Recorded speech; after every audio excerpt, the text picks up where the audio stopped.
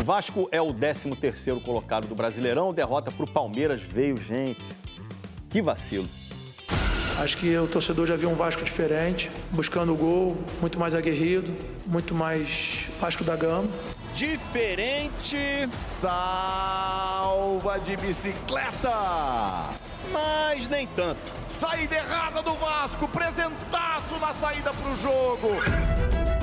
O Vasco abriu mão de São Januário contra o Palmeiras. Levou o jogo pro Mané Garrincha em Brasília. E isso não tem dado muito certo não, hein? Nunca conseguiu, curiosamente, vencer aqui desde que o estádio foi reformado lá em 2014 para a Copa do Mundo. 8 jogos, 3 empates do Vasco e 5 derrotas. Abriu mão daquele caldeirão e de 2 jogadores fundamentais. Verratti e Coutinho estão em Brasília, mas não ficam nem no banco de reservas por uma questão de desgaste, tanto físico quanto mental. Eu quero jogar sempre, não acostumo a sair do time, não gosto, mas é necessário. Decisão do técnico interino, Felipe, que segue no comando uma semana após a demissão de Fábio Carille. O Vasco do Felipe apostou nos cruzamentos, mas aí sem o Verratti fica mais difícil. Ficou na dúvida o Lloyd lá do outro lado entre bater, dominar, ele recuou pro Everton. A pontaria do Palmeiras também não tava lá essas coisas não. Facundo pra área, Fux perdeu! A chance de ouro apareceu no último lance do primeiro tempo. O Everton falhou, João Vitor tira! Ai, de bicicleta sensacional! Jai, lateral do Palmeiras, foi bem demais para livrar a cara do Everton, hein? Que lance no Mané Garrincha!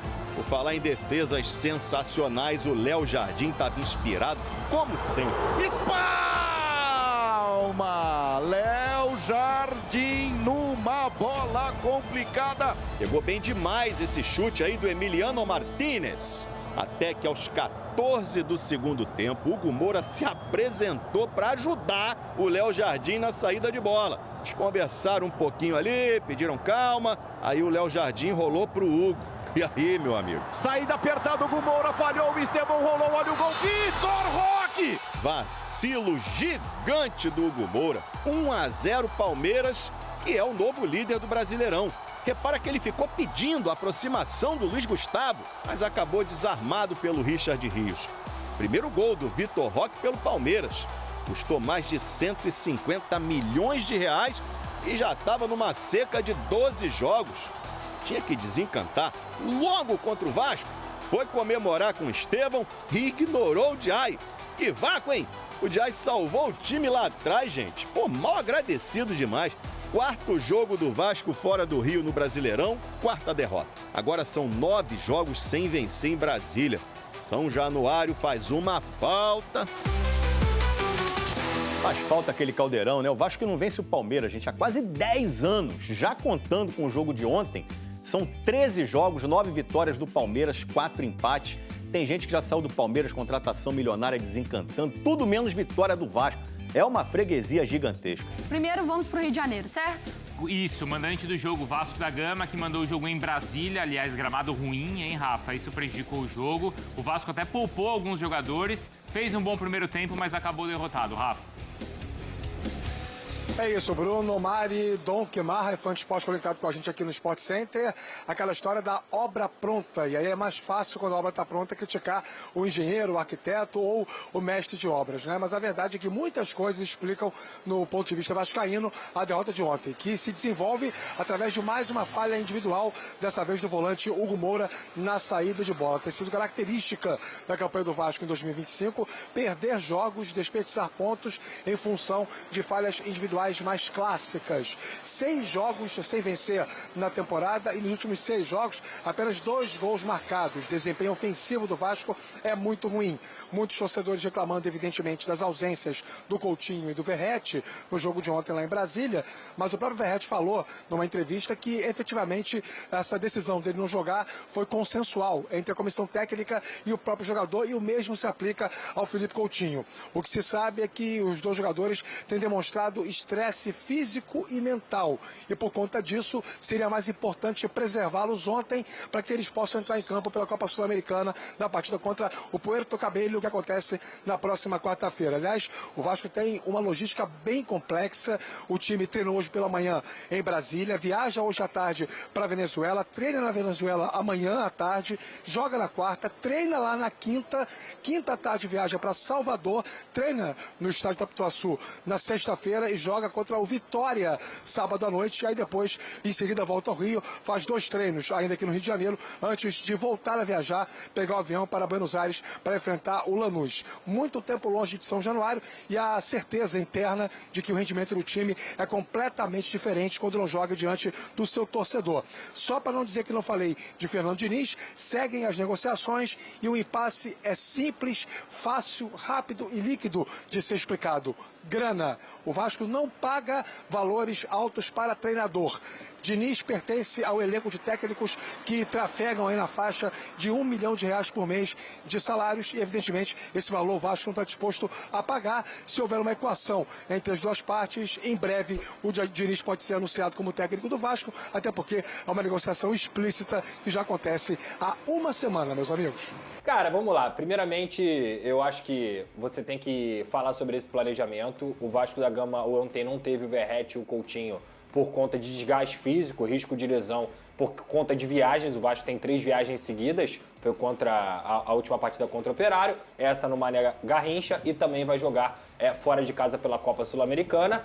Uma viagem que foi inventada pelo Vasco, no sentido de ter vendido esse mando de campo por conta de 2,5 milhões de reais. Achei muito pouco para a perda esportiva que o Vasco tem na temporada. É mais importante você ganhar pontos, até porque um rebaixamento custa muito mais caro do que você vender mando de campo ou não, mesmo entendendo a situação financeira. Acho que tirar jogos de São Januário é sempre um erro para o Vasco, além de tudo, contra o Palmeiras. Porque assim, entra a escalação, aí ele coloca o Lloyd, coloca o Nuno na posição do Coutinho e coloca o Rayan na vaga do Verratti. Gostou? O Vasco se torna um time, Fernanda, mais móvel, mais intenso fisicamente, com condições de competir, no sentido de os 10 jogadores de linha, eles conseguem correr atrás da bola. Tornaram o Palmeiras um time um pouco mais fácil de ser marcado. Eu acho que o Palmeiras é muito melhor treinado que o Vasco, tem jogadores muito melhores do que o Vasco, mas o Vasco conseguiu pressionar a saída de bola, pressionar o portador da bola, não deu tanto espaço para o Palmeiras. O jogo de controle que eu achei que o Palmeiras teria, não teve. O Vasco teve suas oportunidades, tanto é que no primeiro tempo tiveram 2 chances claríssimas na partida. Uma cabeçada do Bruno Fux, que eu acho que se acontece ali,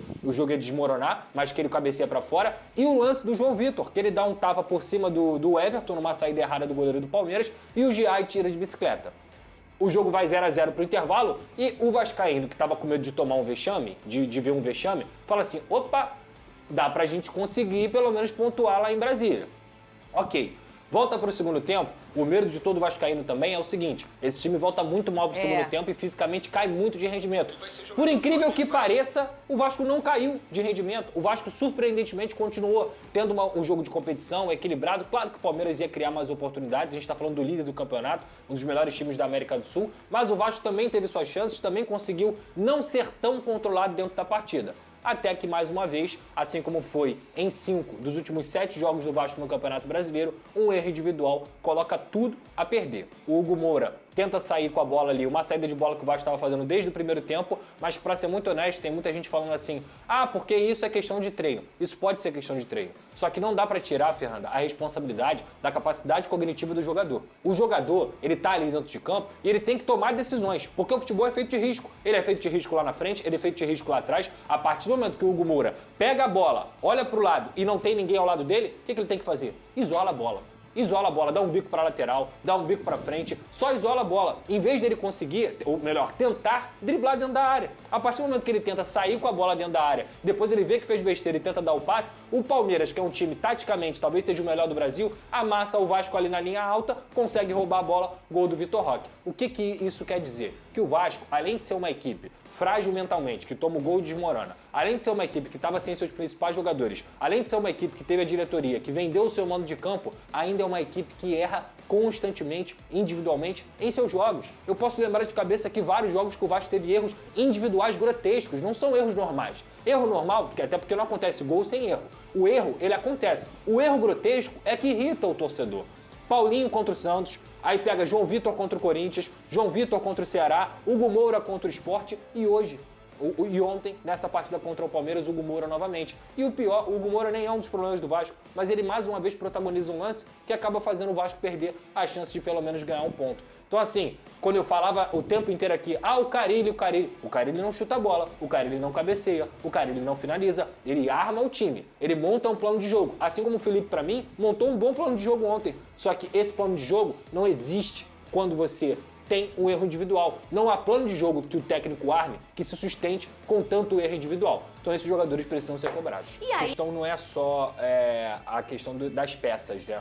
Porque assim, o Hugo Moura é volante. Ele é o primeiro volante, correto? Perfeito. Se ele não souber dar um passe pro lado, ele não pode jogar no Vasco. Porque aquilo ali é um passe pro lado. A questão é, o Luiz Gustavo estava marcado. Então, se ele está marcado, quem tem que tomar a decisão é o jogador.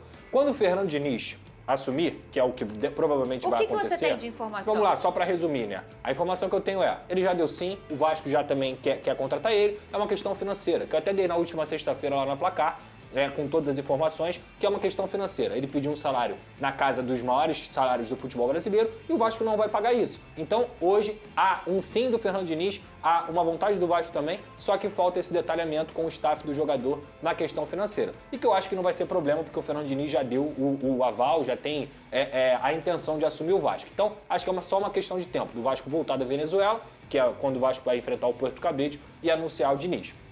Voltando ao que eu estava falando, a saída de bola, a questão não é só o individual e o coletivo. É o tempo de treinamento. Ele vai ter tempo de treinamento, porque ele vai ter um mês para a parada do Super Mundial. Sim, então ele vai conseguir ter tempo. Gatilho de treinamento, é como você posiciona os seus atletas, é a maneira que você repete aquelas jogadas ali e que, obviamente, os erros vão acontecer, como aconteceram no Fluminense, na Seleção Brasileira, no São Paulo. Mas o que o Fernando Diniz acredita, e aí eu tô falando mais pelo lado do treinador, a gente sai com a bola de forma mais qualificada e isso gera muito mais gols do que a gente toma errando. Então essa que é a questão que ele defende. Eu acho que o Vasco tem condições com o time que ele tem de treinar e fazer a saída de bola. Só que, repito, a gente não pode tirar a responsabilidade do atleta. Ali é uma questão de tomada de decisão e o futebol é um jogo de risco. Se o atleta ficar tomando decisão errada, como o Vasco tem tomado o tempo inteiro, simples, ele não pode jogar. Essa que é a verdade. O Vasco... Puerto Cabello e Vasco, lá em Valência, na Venezuela. Diga lá. Ele poupa jogadores, dessa vez não poupou o time inteiro, né, como fez contra o Corinthians, quase o time inteiro contra o Corinthians, mas tirou os dois principais jogadores do time. Coutinho o Verratti e o Coutinho. É brincadeira. Além de ter vendido o mando de campo. A gente sabe que o Vasco, as vitórias que tem nesse Campeonato Brasileiro são em São Januário. Ele leva o jogo para Brasília para fazer um dinheiro. Então, é meio que assim, ele já entra em campo admitindo que é um jogo perdido. Basicamente isso. Admitindo que vai jogar contra o Palmeiras, que é um time muito forte, um elenco milionário. Ele meio que toqueia esse jogo aqui e a gente passa pro próximo. Só que... Vai ficar passando o jogo pro próximo próximo vai toda hora? O brasileiro? E o Vasco vai ficando para trás, já está ali um pontinho só à frente da zona de rebaixamento. Agora, apesar disso tudo, o primeiro tempo do Vasco não foi ruim. Ele fez algumas adaptações no time, ele trouxe o Nuno Moreira para jogar na posição do Coutinho, por dentro. O Lloyd Augusto fez até então sua melhor partida com a camisa do Vasco, jogando pela esquerda, até o momento que sente a lesão e sai do jogo, para a entrada do Garré. E o lado direito ficou ali para o Tietê, mas o Tietê era um jogador que deixava muito corredor para o Paulo Henrique, que é um lateral que tem muita força, muita velocidade, atacar ali. O Vasco fez o primeiro tempo equilibrado com o Palmeiras, acho até que surpreendeu o Palmeiras nisso. Teve lá as suas chegadas ao ataque, conseguiu fazer um jogo de igual para igual. Já no segundo tempo não teve esse mesmo desempenho. O Palmeiras foi dominante, o Palmeiras subiu sua marcação, pressionou o Vasco, finalizou várias vezes, até que encontrou o gol na jogada que a gente já comentou aqui. Então é merecida a vitória do Palmeiras mais pelo segundo tempo. O que fica no final ali, acho que a entrevista do Felipe é nesse sentido, um sentimento de que, mesmo assim, mesmo com o time modificado, sem as principais figuras, o Vasco encontrou soluções para fazer um primeiro tempo equilibrado com o Palmeiras, o que não é suficiente, né? Porque, no final das contas, perdeu o jogo da mesma forma. E o jogo tem 90 minutos, bom lembrar. Esse tem sido o histórico do Vasco dos últimos tempos, né? O Vasco que cai no Campeonato Carioca contra o Flamengo, o Vasco do Carille, que até conseguiu segurar um 0-0 com o Flamengo, aquela coisa do quase lá.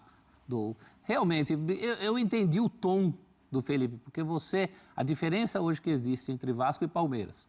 Você entra sem os seus dois principais jogadores, num mando de campo vendido, e consegue fazer, principalmente um primeiro tempo como fez, fica aquele gostinho de que poderia ter conseguido mais. Mas, do outro lado, tem um adversário muito qualificado, né? Que pune erros, né, prof? Então, o Palmeiras não perdoa uma saída de bola daquela. É óbvio que numa jogada como essa você tem que olhar os dois lados. O lado do Vasco, que falha na saída, e o lado do Palmeiras. Que pressiona. É um erro, como se diz no tênis, né? Um erro induzido. Forçado.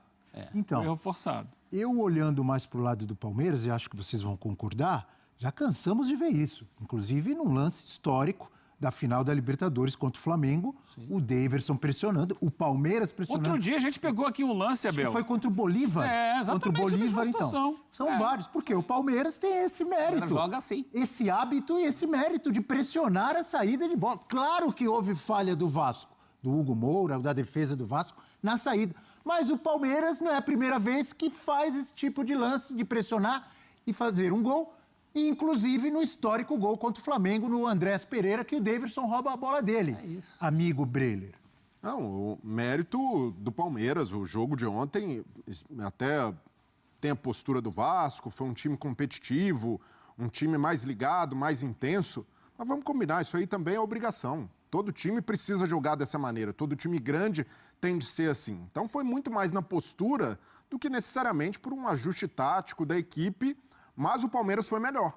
O Palmeiras teve as principais oportunidades, o Palmeiras deu mais trabalho e teve mais controle do jogo, foi mais organizado que o Vasco, embora o Vasco tenha terminado a partida finalizando mais no gol do que o Palmeiras. E as finalizações do Vasco no primeiro tempo foram mais agudas. Sim, também. O Vasco chegou mais perto. Mas é o que o Abel falou, são 90 minutos.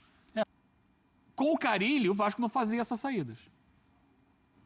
O Hugo Moura até recuava às vezes. Mas sair de dentro da área, não era. Não saía. E aí o Felipe, é responsabilidade dele também, de sabe o elenco que tem nas mãos e colocar a equipe para fazer isso é um risco, ainda mais se não é muito bem ensaiado. E até o Felipe teve pouquíssimo tempo para treinar, para trabalhar e elaborar esse tipo de jogada.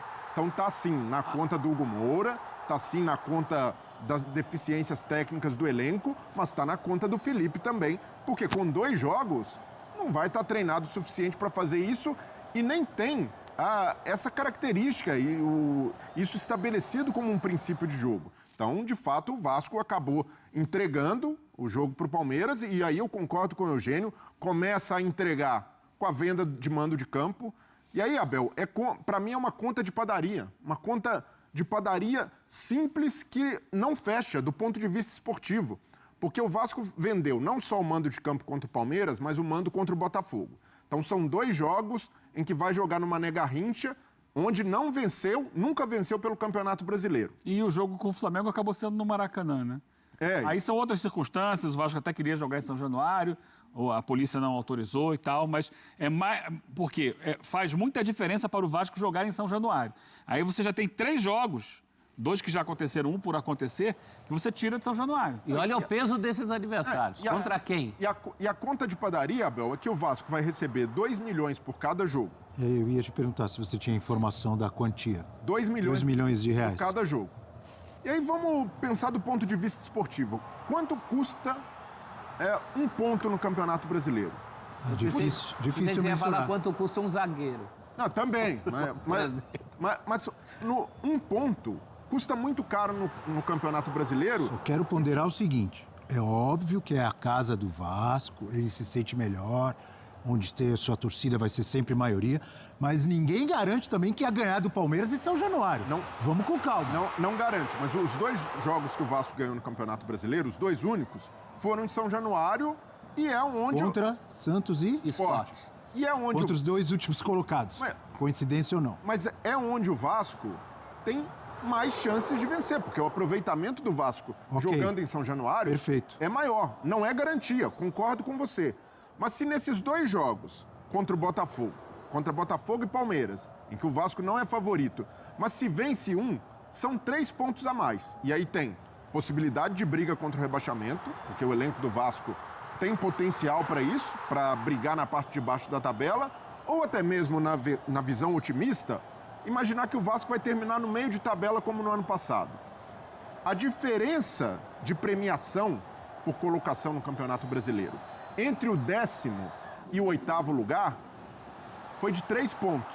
Mas a grana é de 5 milhões.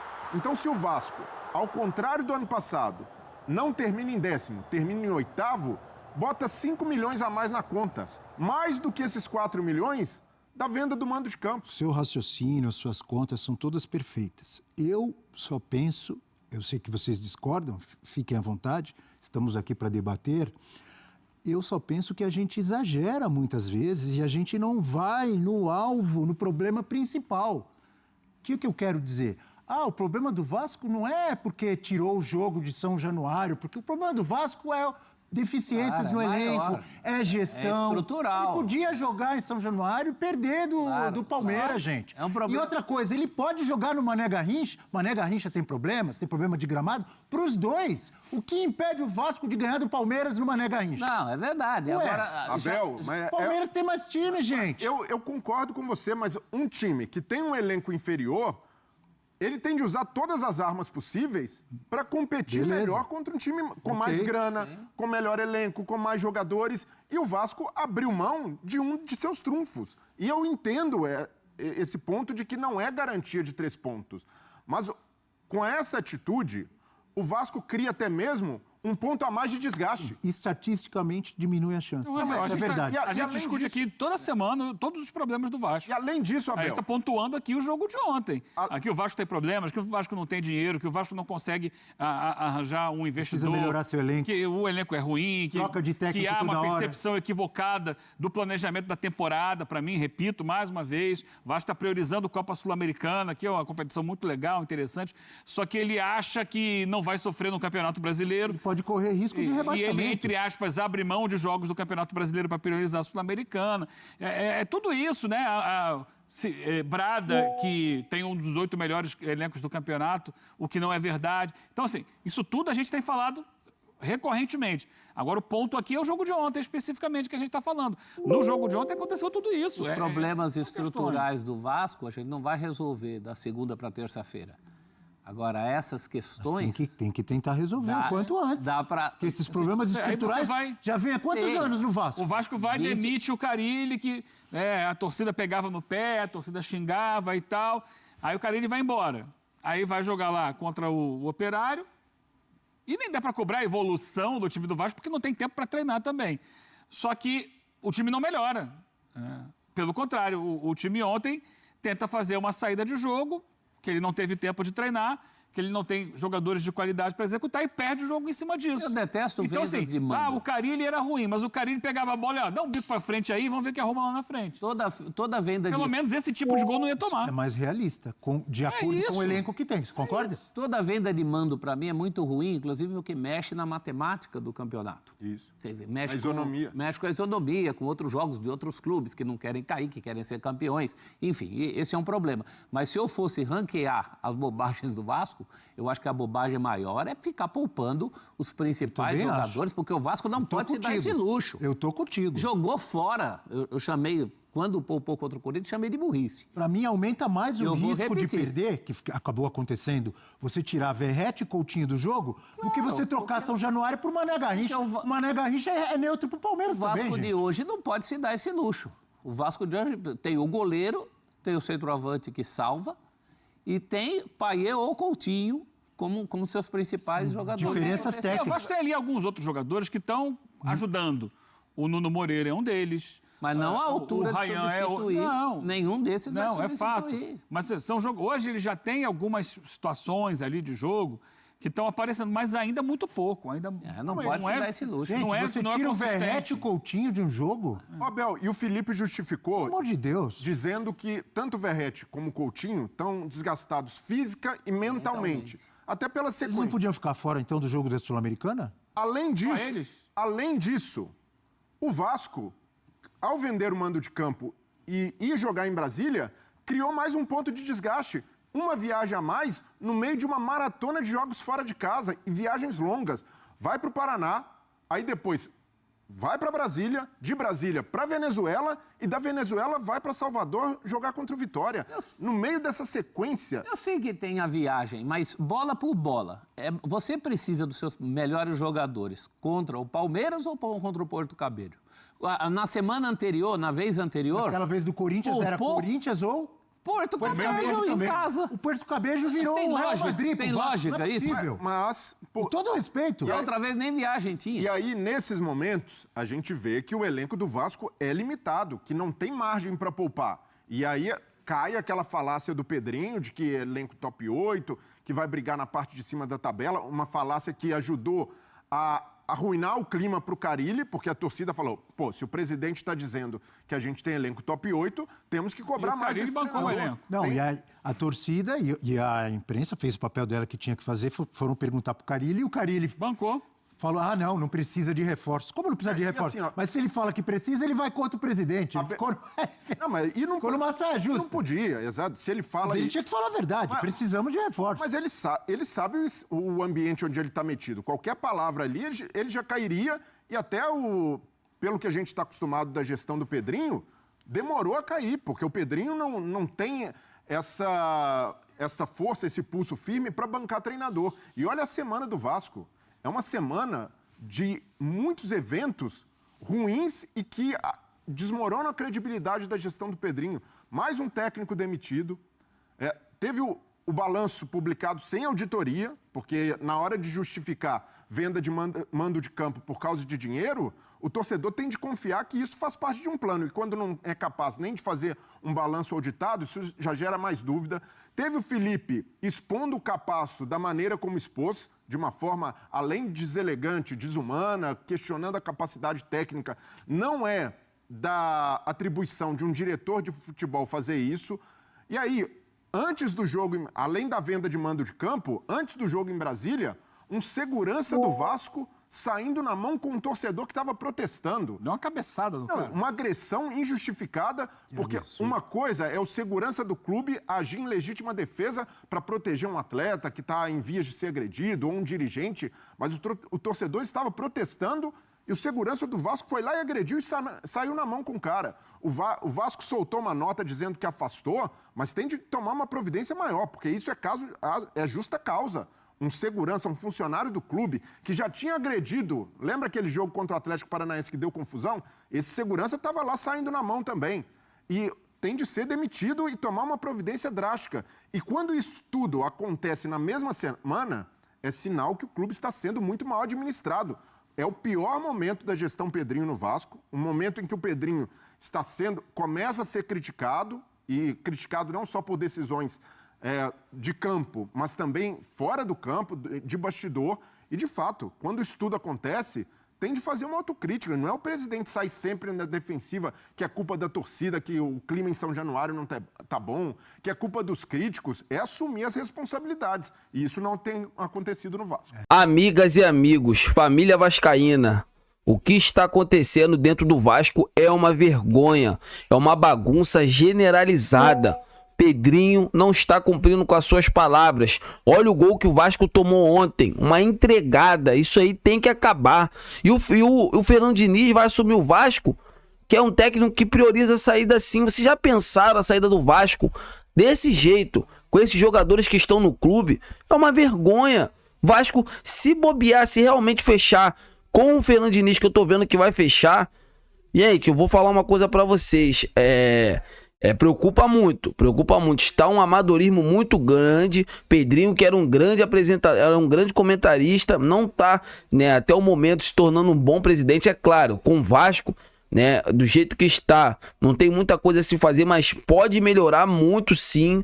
Pode melhorar muito, pode organizar mais. E a gente não tá vendo essa organização, sabe? A gente tá vendo cada vez mais uma bagunça. O Vasco está vendendo mando de campo por 2 milhões de reais. Isso é uma vergonha. O que é 2 milhões de reais no mundo do futebol? Compra aqui zagueiro, compra aqui jogador com 2 milhões de reais. A não ser se for até da base. Tem jogadores da base mais caros, né, do que 2 milhões de reais. Então, assim, isso é uma vergonha. Isso é uma vergonha. Isso tem que acabar. Eu quero saber de vocês. O que vocês acham sobre esse momento que o Vasco está vivendo? Vocês acham que o Fernando Diniz vai ser o cara para resolver todos os problemas do clube? O que vocês acham? Deixa aqui nos comentários, amigas e amigos, porque é uma vergonha. O torcedor vascaíno não merece estar passando, né, por tudo isso. Isso é uma vergonha. Eu tô indo nessa, a qualquer momento estarei de volta, sabe, atualizando vocês sobre mais notícias. Se inscreva no canal. Vamos ajudar o canal a bater a meta de 100 mil inscritos. Conto com o apoio de todos vocês. O sentimento não pode parar. Fiquem com Deus.